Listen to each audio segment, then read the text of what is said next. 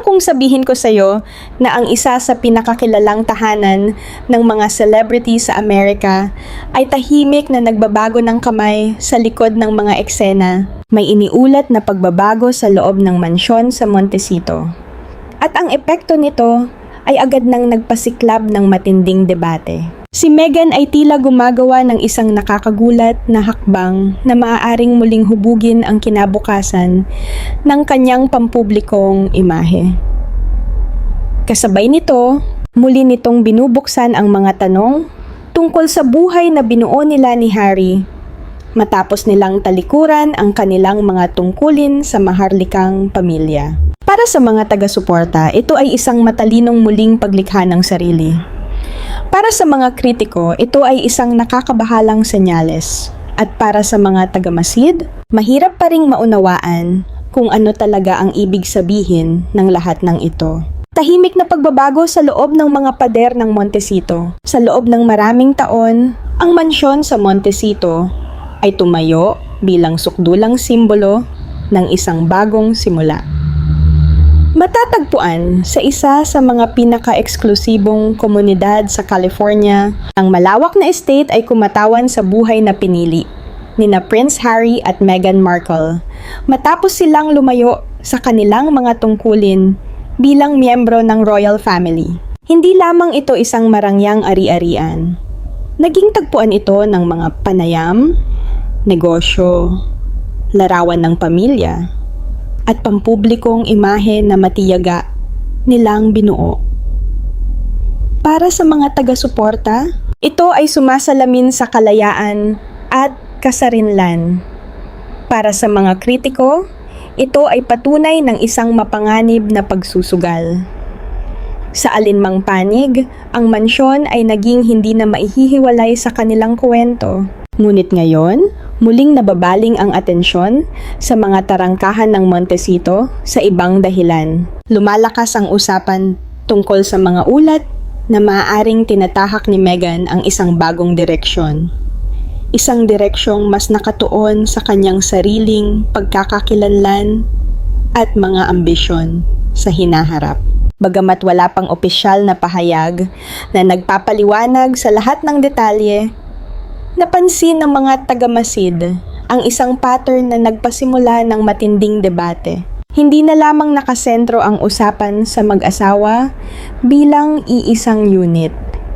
Sa halip, nakatuon na ito sa susunod na hakbang ni Meghan at kung ano ang maaaring maging epekto nito sa lahat ng kanilang itinayo sa Montecito. Ang mas lalong nagpapakawili sa sitwasyon ay kung paano biglang naging sentro ng espekulasyon ang mismong mansyon. Dati, itinuturing itong pisikal na larawan ng kanilang pinagsamang pangarap. Ngunit dahil sa mga bagong pangyayari, may ilang komentarista ang nagtatanong kung nagsisimula na bang magbago ang pangarap na iyon. Bawat bagong ulat, bawat pampublikong paglabas, at bawat galaw sa negosyo ay sinusuri na ngayon sa ibang lente. Sa halip na itanong kung saan patungo ang mga Sussex bilang magkasama, marami ang nagtatanong kung gumagawa na ba si Meghan ng sariling landas. Ang tanong na yon ang nagpalakas ng pakiramdam ng kawalan ng katiyakan. Para sa ilan, natural lamang ang kanyang mga bagong hakbang. Karaniwan sa mga pampublikong personalidad, ang muling pagbuo ng kanilang imahe, lalo na kapag nagbabago ang sitwasyon. Sa ganitong pananaw, ang pagtutok ni Meghan sa mga proyektong konektado sa kanyang personal na tatak ay maaring simpleng pagnanais na palawakin ang kanyang mga oportunidad at patatagin ang kanyang sariling presensya. Ngunit iba ang tingin ng iba. Para sa kanila, mahalaga ang timing ng mga pangyayaring ito at maaaring nagpapahiwatig ito ng mas malalim na pagbabagong nagaganap sa likod ng mga eksena. Ang kakulangan ng malinaw na sagot ay lalo lamang nagpaigting sa kuryosidad ng publiko. Patuloy na naghahanap ng mga palatandaan ang mga royal commentator, media outlet, at online observers. Sinusubukan nilang alamin kung ang mga pangyayaring ito ba ay magkakahiwalay na desisyon lamang o bahagi ng isang mas malaking transisyon. Bawat detalye ay nagdudulot ng bagong pagsusuri. Bawat paglabas sa publiko ay lumilikha ng bagong teorya. At habang nananatili sa gitna ng lahat ang mansyon sa Montecito, naging imposibleng balewalain ang kwento. Ang nagsimula bilang tahimik na usapan ay mabilis na naging isa sa mga pinakasinusubaybayang tanong tungkol sa mga Sussex. Ang mansyon na dati ay sumisimbolo sa katiyakan ay ngayon ay inuugnay sa lumalaking pag-aalinlangan. Hindi pa malinaw kung si Meghan ba ay simpleng naghahanap lamang ng bagong oportunidad o gumagawa ng desisyong maaaring muling hubugin ang susunod na kabanata ng kanyang pampublikong buhay. Ngunit isang bagay ang lalong mahirap ipagwalang bahala. Tila may nagbabago sa loob ng Montecito at ang mga epekto ng pagbabagong iyon ay maaaring nagsisimula pa lamang lumitaw. Sa loob ng Montecito, may nagbabago sa likod ng mga saradong pinto. Ngunit ano ang nagpasimula ng biglaang pagbabagong ito? Sino ang may pinakamalaking mawawala? Ito ba ay isang maingat na planadong hakbang o tugon sa hindi nakikitang pressure na matagal nang nabubuo? At ano pa ang nananatiling nakatago sa mata ng publiko? Nagbabago ang kahulugan ng Montecito. Noong 2020, ang mansyon sa Montecito ay higit pa sa isang marangyang tahanan. Nang bilhin ni Prince Harry at Meghan Markle ang malawak na estate sa California, matapos nilang lisanin ang kanilang maharlikang tungkulin, mabilis itong naging simbolo ng isang ganap na bagong kabanata. Ang ari-arian ay nagsilbing malinaw na patunay na iniwan nila ang isang mundo at determinadong bumuo ng panibago ayon sa sarili nilang mga tuntunin. Dahil sa malawak na bakuran, pribadong lokasyon, at multimilyong dolyar na halaga, tila kinakatawan ng mansyon ang lahat ng pinaniniwalaan ng kanilang mga taga-suporta. Kalayaan, kasarinlan, at isang bagong simula na ipinakita sa buong mundo. Sa loob ng maraming taon, halos lahat ng mahahalagang sandali sa kanilang buhay, matapos ang royal duties, ay tila konektado sa tahanang iyon. Mga larawan ng pamilya, paglabas sa media, paglulunsad ng mga negosyo, at maingat na ipinakitang bahagi ng kanilang bagong buhay. Lahat ng ito ay nagpatibay sa iisang mensahe. Ang mansyon ay hindi lamang tirahan. Ito ay naging isang makapangyarihang visual statement. Hinangaan man o kinuwestiyon ng publiko ang kanilang desisyon, na natiling entablado ang Montecito kung saan umikot ang kanilang kwento. Ang bahay at ang kanilang narrative ay naging sobrang magkaugnay na halos imposibleng paghiwalayin ang dalawa. Ngunit pagsapit ng 2026, may nagsimulang magbago. Nakatayo pa rin ang mansyon sa dating lugar, ngunit iba na ang paraan ng pagtingin ng mga tao rito. Ang dating ipinapakitang patunay ng tagumpay ay unti-unting tinitingnan sa lente ng kawalan ng katiyakan. Sa halip na kumatawan sa pagdating sa isang matatag na buhay, ang ari-arian ay naging pinagmumulan ng mga tanong. Sa halip na magsenyas ng katatagan, napalibutan na ito ng lumalaking espekulasyon. Ang mga dating nakakita ng malinaw na kinabukasan ay nagsimulang magtanong kung ang estate ba ay sumasalamin pa rin sa tunay na kalagayan ng mag-asawa. Bahagi ng pagbabagong ito ay nagmula sa pagbabago ng pananaw ng publiko. Ang mga simbolo ay nananatiling makapangyarihan lamang hanggat patuloy na naniniwala ang mga tao sa kinakatawan nito. Sa paglipas ng panahon, nagbago ang usapan tungkol kina Harry at Meghan. Ang mga bagong negosyo ay hinarap ang masusing pagsusuri. Ang mga pampublikong paglabas ay nagdulot ng bagong debate. Ang mga independent project ay lalong nakakuha ng pansin. Habang naiipon ang mga pangyayaring ito, May ilang komentarista ang nagsimulang tingnan ang mansyon hindi na bilang simbolo ng tagumpay, kundi bilang paalala ng mga inaasahang hindi paganap na natutupad. Mas naging interesante ang usapan dahil hindi ito nagmula sa isang malaking dramatikong pangyayari. Sa halip, nagmula ito sa serye ng maliliit at banayad na detalye na tila nagtuturo sa iisang direksyon. Ang mga bagay na maaaring walang gaanong kahulugan kung titingnan ng mag-isa, ay biglang nagkaroon ng bigat kapag pinagsama-sama.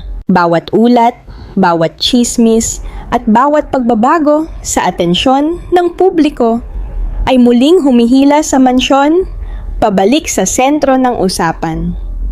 Higit sa lahat, hindi na tila simpleng backdrop ang ari-arian. Para na rin itong isang karakter sa mismong kwento. Ngayon, ang bahay ay kumakatawan sa magkakaibang interpretasyon ng nangyayari sa likod ng mga eksena. May naniniwalang nananatili itong simbolo ng katatagan at pangmatagalang plano. May iba namang naghihinalang ipinapakita nito ang pagbabago ng mga prioridad sa loob ng sambahayan. Walang panig ang may tiyak na sagot.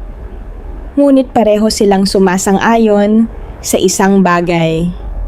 Nagbabago ang kahulugan ng Montecito.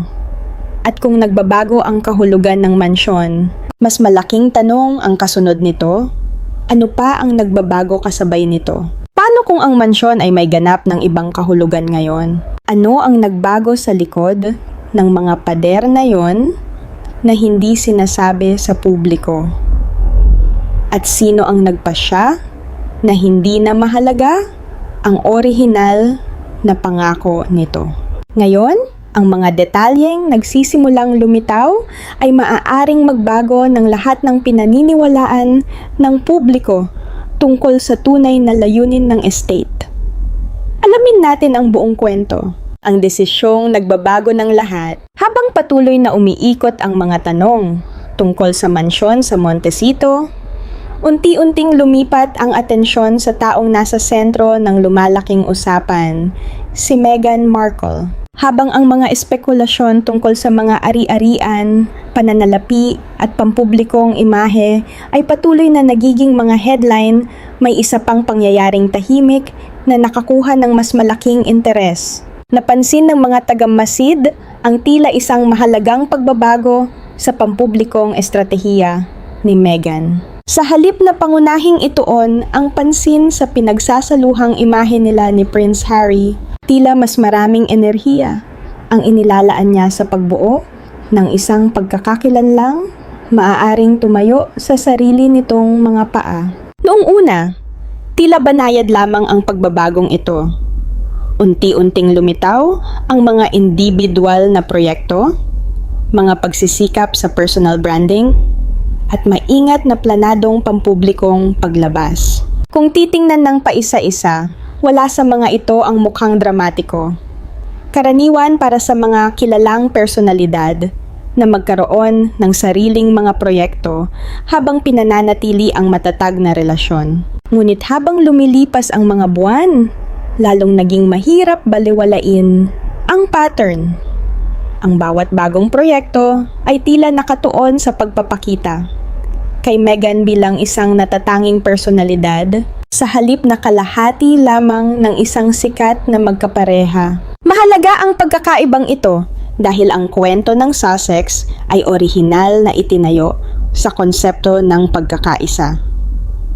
Mula ng talikuran ni Harry at Meghan ang kanilang mga tungkulin sa maharlikang pamilya, ang kanilang paglalakbay ay ipinakita bilang isang magkatuwang na misyon.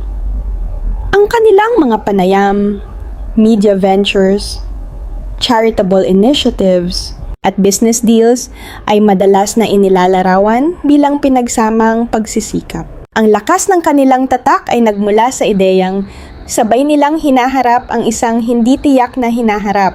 Ngayon, may ilang taga-Masid na naniniwalang nagsisimula nang magbago ang focus na iyon. Para sa mga taga-suporta, ang pagbabagong ito ay parehong lohikal at kinakailangan. Ayon sa kanila, ginagawa lamang ni Meghan ang ginagawa ng matagumpay na mga pampublikong personalidad sa isang mabilis na nagbabagong mundo. Patuloy na nagbabago ang media landscape at kailangang sumabay dito ang mga personal na brand. Sa pananaw na ito, ang pagpapalawak ng kanyang sariling presensya ay hindi senyales ng paghihiwalay o alitan. Isa lamang itong matalinong desisyon sa negosyo sa pamamagitan ng pagbuo ng mga proyektong direktang konektado sa kanyang mga interes at audience. Lumilikha siya ng mga oportunidad na hindi nakasalalay lamang sa mga lumang kwento o sa walang hanggang interes ng publiko sa kasaysayan ng maharlikang pamilya. Ngunit iba ang interpretasyon ng mga kritiko. Para sa kanila, mahalaga ang timing ng mga pagbabagong ito. Nagtatanong sila kung bakit tila mas mabilis ang pagtulak tungo sa pagiging independyente ngayon. Kung ang orihinal na bisyon ay nakabatay sa pakikipagsosyo, bakit tila mas binibigyang diin ng pampublikong mensahe ang individual na pagkakakilanlan? Ito ba ay simpleng profesional na pag-unlad o senyales ng pagbabago ng mga prioridad sa likod ng mga eksena? Bagamat walang konkretong ebidensyang nagbibigay ng malinaw na sagot, patuloy na lumalawak ang mga haka-haka. Mas lalo pang lumakas ang debate dahil sa kakulangan ng direktang paliwanag. Dahil walang tiyak na sagot, ang bawat bagong paglabas, proyekto o anunsyo ay nagiging bahagi ng isang mas malaking palaisipan. Patuloy na naghahanap ng koneksyon ang mga komentarista. Lumilikha ng iba't ibang teorya ang mga gumagamit ng social media. Ipinagtatanggol ng mga taga-suporta ang mga desisyon ni Meghan bilang simbolo ng empowerment at personal na paglago. Samantala, nakikita naman ito ng mga kritiko bilang mga senyales ng mas malalim na pagbabago. Pareho nilang tinitingnan ang parehong mga pangyayari ngunit ganap na magkaiba ang kanilang mga konklusyon. Ang resulta ay ang unang malaking turning point sa kwento ng Montecito. Hindi na lamang nakatuon ang usapan sa lugar kung saan nakatira sina Harry at Meghan o sa paraan ng kanilang paghawak sa kanilang pampublikong imahe. Sa halip, ang sentro ng usapan ngayon ay kung saan patungo si Meghan sa susunod na yugto ng kanyang buhay. Kung ang kanyang umuunlad na estratehiya ay simpleng bunga lamang ng ambisyon, maingat na pagpaplano o bahagi ng mas malaking pagbabago na nanatiling hindi malinaw. Ngunit isang bagay ang lalong nagiging maliwanag. Ang hinaharap na tila kanyang binubuo ay mas independyente kaysa dati. At ang pananaw na iyon ay nagsisimula ng baguhin ang buong naratibo. Habang lumalakas ang kalayaan ni Meghan, ano ang nangyayari kay Harry? Habang patuloy na umaakit ng pansin ang mga individual na proyekto ni Meghan Markle, isa pang tanong ang tahimik na lumilitaw sa likod ng lahat ng ito. Kung si Meghan ay papunta sa isang mas independyenteng pampublikong pagkakakilanlan, ano naman ang magiging papel ni Prince Harry?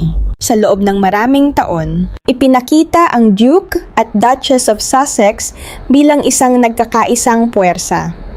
Magkasamang humaharap sa mga hamon at sabay na bumubuo ng bagong buhay sa California matapos nilang lisanin ang kanilang mga tungkulin sa royal family. Ngunit habang tumitindi ang usapan tungkol sa nagbabagong estratehiya ni Meghan, natural na bumaling ang atensyon ng publiko kay Harry at sa kanyang lugar sa loob ng nagbabagong larawan. Hindi ito nagsimula dahil sa isang malaking pangyayari.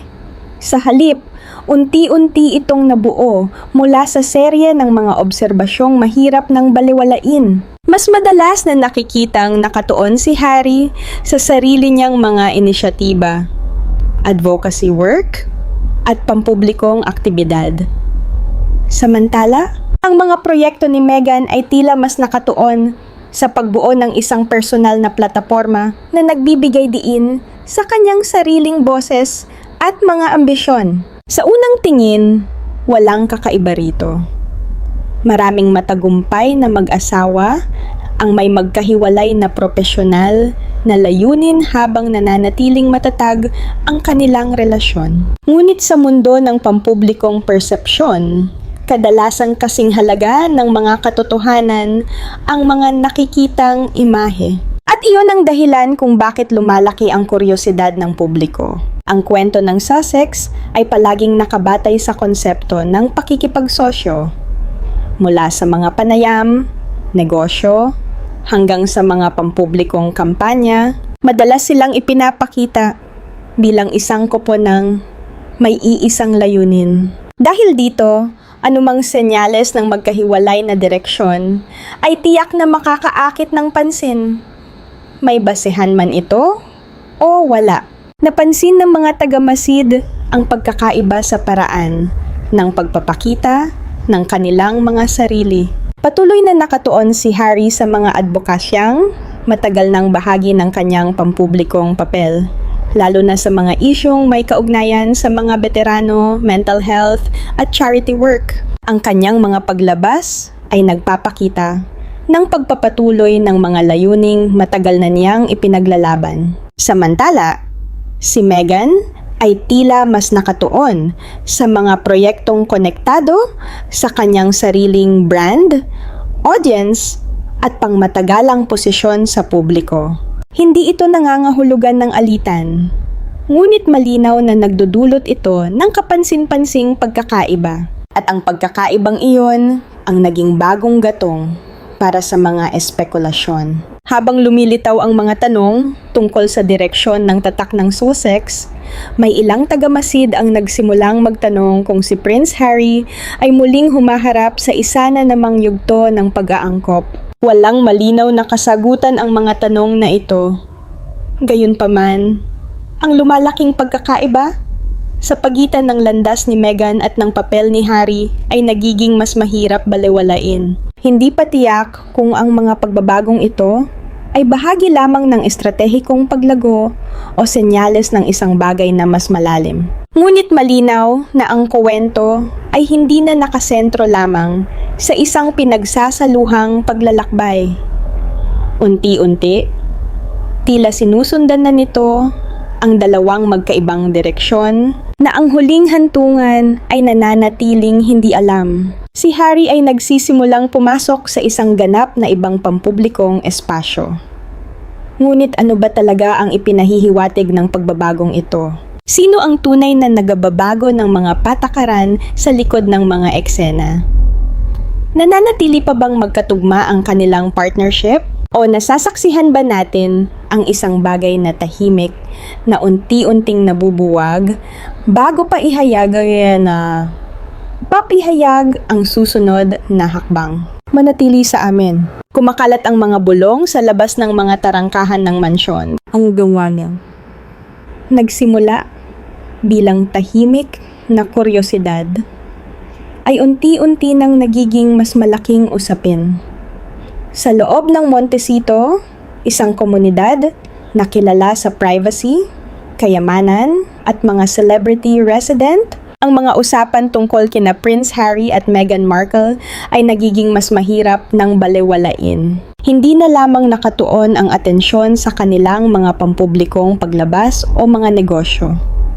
Sa halip, halos bawat nakikitang pagbabago na konektado sa mag-asawa ay sinusuri, pinag-uusapan at binibigyang kahulugan sa ilalim ng lumalaking ulap ng espekulasyon. Nasa gitna ng lahat ang mansyon sa Montecito. Sa loob ng maraming taon, ang ari-arian ay kumatawan sa katatagan, tagumpay, at isang maingat na binuong bagong simula. Ngunit habang lumilitaw ang mga tanong tungkol sa lalong independiyenteng pampublikong direksyon ni Meghan at sa nagbabagong papel ni Harry, ang mismong bahay ay naging paksa ng matinding interes. Ang mga ulat, komentaryo, at online discussion ay nagsimulang ituring ang estate hindi lamang bilang isang tirahan, kundi bilang isang simbolo na maaaring magbunyag ng mahalagang bagay tungkol sa hinaharap ng kwento ng Sussex. Sa mga komunidad kung saan nakatira ang mga sikat na personalidad, madalas mas mabilis kumalat ang tsismis kaysa sa katotohanan. Hindi naiiba ang Montecito. Ang maliliit na obserbasyong dati ay maaaring hindi mapansin ay biglang nagkaroon ng mas malaking kahulugan. Bawat pampublikong pagkakita, bawat iniulat na pangyayari, at bawat pagbabago sa focus ay nagdulot ng panibagong usapan. Bagamat wala sa mga detalyeng ito ang nagbibigay ng tiyak na sagot, lumikha ang mga ito ng isang kapaligirang mas lalong nagpalago sa espekulasyon. Kasabay nito, lalo pang tumindi ang atensyon ng media. Ang mga komentarista at tagamasid ng royal family ay nagsimulang pagdugtong-dugtungin ang magkakahiwalay na pangyayari upang bumuo ng mas malalaking naratibo. Ang mga tanong na dati ay tila magkakahiwalay lamang ay ngayon ay pinagsasama-sama. Bakit labis na nakatuon si Meghan sa mga personal na proyekto? Bakit madalas nakasentro sa ibang prioridad ang mga paglabas ni Harry? Ano ang magiging papel ng Montecito Estate sa hinaharap? Dahil sa kakulangan ng malinaw na kasagutan, lalo pang lumawak ang debate. Mabilis na pinalakas ng social media ang prosesong ito. Napuno ang mga platform ng magkakasalungat na teorya, interpretasyon, at prediksyon. May mga gumagamit na nakakita sa mga kamakailang pangyayari bilang patunay ng estratehikong muling pagbuo ng imahe. May iba namang naghinalang may mas malalim na pagbabagong nagaganap sa likod ng mga saradong pinto. Ipinagtanggol ng mga taga-suporta ang mag-asawa laban sa nakikita nilang labis na pagsusuri. Iginiit na bawat desisyon nila ay hindi patas na binibigyang kahulugan. Sumagot naman ang mga kritiko na may mga pattern ng lumilitaw na masyadong malinaw upang basta na lamang baliwalain. Habang kumakalat ang mga argumentong ito, ang usapan ay nagsimulang magkaroon ng sariling buhay. Ang lalong nagpapaintriga sa sitwasyon ay ang mismong perception na nagsisimula ng makaapekto sa kwento.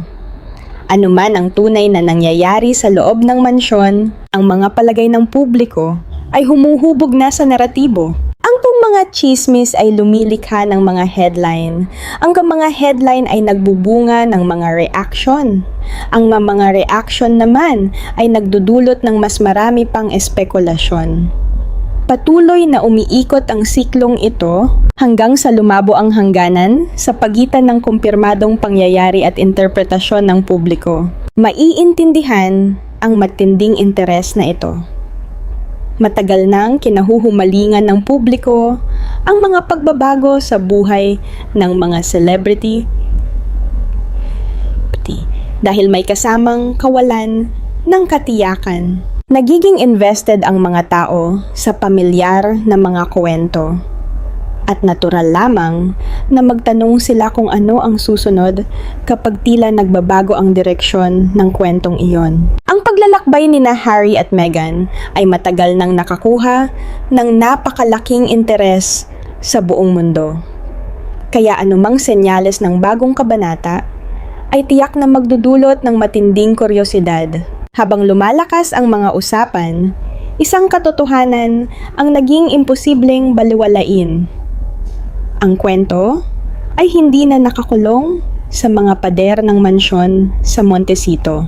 Lumawak na ito patungo sa pampublikong debate, pagsusuri ng media, at walang katapusang usapan online. Hindi pa malinaw kung ang mga chismis ay sumasalamin sa makabuluhang pagbabago o simpleng labis na interpretasyon lamang. Ngunit ang lumalaking bagyo ng espekulasyon ay lumilikha na ng sarili nitong pressure. Ginagawang pampublikong drama ang mga pribadong desisyon, habang ang mga epekto nito ay patuloy pang nabubunyag sa harap ng mundo. Kumakalat ang mga bulong sa Montecito, habang may hindi nakikitang pagbabago na tila nagsisimula sa likod ng mga saradong tarangkahan. Espekulasyon lamang ba ito o may mas malalim na hakbang ng isinasagawa? Sino ba talaga ang kumokontrol sa naratibo ngayon? At ano ang mangyayari kapag ang mga pribadong pader ay nagsimulang maghayag ng lahat sa mundo? Manatiling nakatutok. Isang brand na papalapit sa mahahalagang sandali. Sa yugtong ito ng kwento, lumampas na ang focus sa mismong mansyon ng Montecito. Hindi na lamang nakasentro ang usapan sa kung saan nakatira sina Prince Harry at Meghan Markle o kung anong mga pagbabago ang maaaring nagaganap sa likod ng mga saradong pinto. Sa halip, ang atensyon ay unti-unting nababaling sa isang mas malaking usapin, ang hinaharap ng tatak ng Sussex. Ang dating ipinakita bilang isang makapangyarihang pinagsamang proyekto ay ngayon ay humaharap sa lumalaking mga tanong tungkol sa direksyon, layunin, at pangmatagalang katatagan nito. Mula sa simula, ang tatak ng Sussex ay itinayo sa isang nakakaakit na naratibo.